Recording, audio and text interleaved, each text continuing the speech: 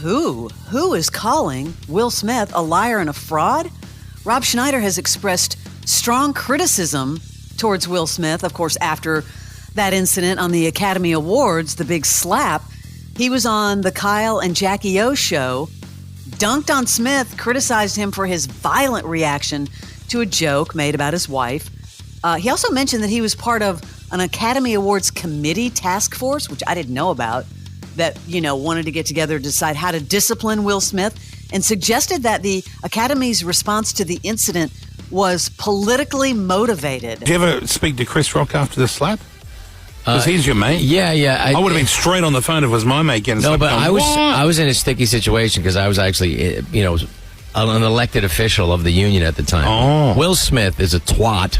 Oh, I liked him. Will Smith has been hiding the fact of who he really is, and it was exposed that night. He's really an asshole. But he's a deep, dark thing. To do that in front of all those people and to a really great, legendary comedian who's literally the best comedian of our generation. Sure. You wouldn't have this whole wave of comedy that came after if it wasn't for Chris Rock. He's kicked open the doors. So for him to do that, but I wasn't allowed to say anything at that time because we were part of the committee that was supposed to punish him. And how do you punish him? Wow, wait.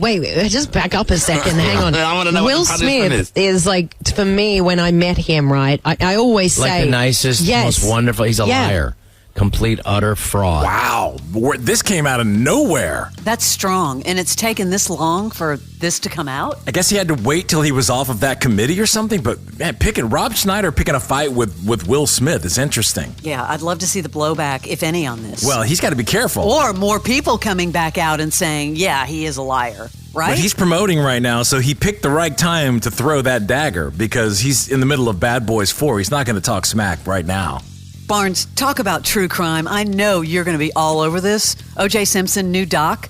What best friend knew about the murders?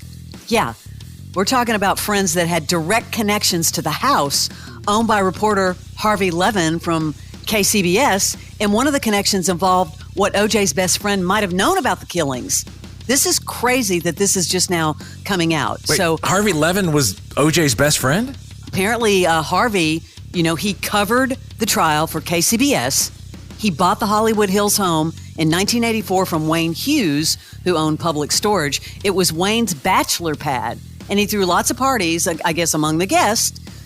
Good friends, OJ and Nicole Brown Simpson. Now, during the trial, prosecutors wanted to call Wayne to the stand to testify about all of these parties, okay? And apparently, Nicole would come to the house in the middle of the night and cried out for help. She told Wayne OJ had beaten her. She was scared of him. But guess what? Judge Ito would not allow him to testify. What? Why? Anyway, more of that coming up soon on that What Best Friend Knew About the Murders, the new OJ documentary. It's called What Best Friend Knew About the Murders? Yeah, that's what it says. Okay. Now, have you ever seen a crime that has delivered content on television for over 30 years? Over 30 years. I think it's been over, Was it 94? It's been right at 30 years? Damn, or even earlier than that. Barnes, I thought about this next story. If we had budget cuts to the Morning X, what would go? And I'm thinking, well, it's just me and you. What's to go? You look at the other morning shows in this building, there's like 12 people in there. Well, Late Night with Seth Meyers is losing their house band, and people are thinking it's a cost-cutting move. Now, NBC's committed to the show, okay? They have re-upped last month to run through 2028, which is great for Seth Meyers. But guess what? When they return for the 12th season next fall, it's going to be without the house band. The first time in the show's 44-year history. That's probably the right budget cut. Does he really need a band? Led by Fred Armisen. Yeah, I don't know. They've been laid off. No more live music. It doesn't surprise me. Those shows really late don't have massive budgets. Yeah, I don't know. I was a little surprised about Just like ours. Look, people, we fight just to get the T-shirts to get like a batch of 12. What do you think about this? Elon Musk has long wanted to hide the like button, and now it's disappeared from X. He explains why the famous feature is gone. Important to allow people to like posts without getting attacked for doing so. His director of engineering says public likes are incentivizing the wrong behavior. For example, many people feel discouraged from liking content that might be edgy in fear of retaliation from trolls or to protect their public image. Oh, I'm still man. seeing the like. I'm still seeing the heart on mine, unless my app hasn't updated or something. I'm still seeing it. Well, that's what this morning, I'm going to go on to it right now because I was actually on there this morning. Yeah, I'm still seeing it. And mine is still on as well. See, Maybe it's making its way. I mean, I don't disagree with his theory about why.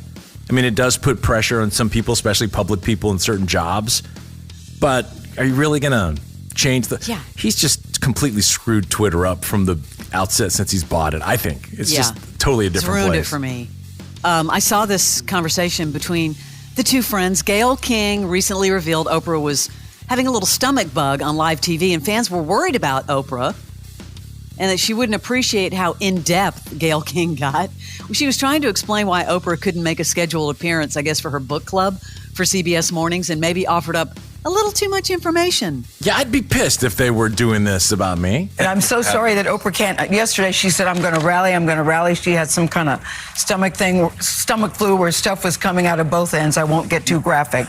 But needless to say, she ended up in the hospital, dehydration, get an IV. So it was a very serious thing. That is way too much information.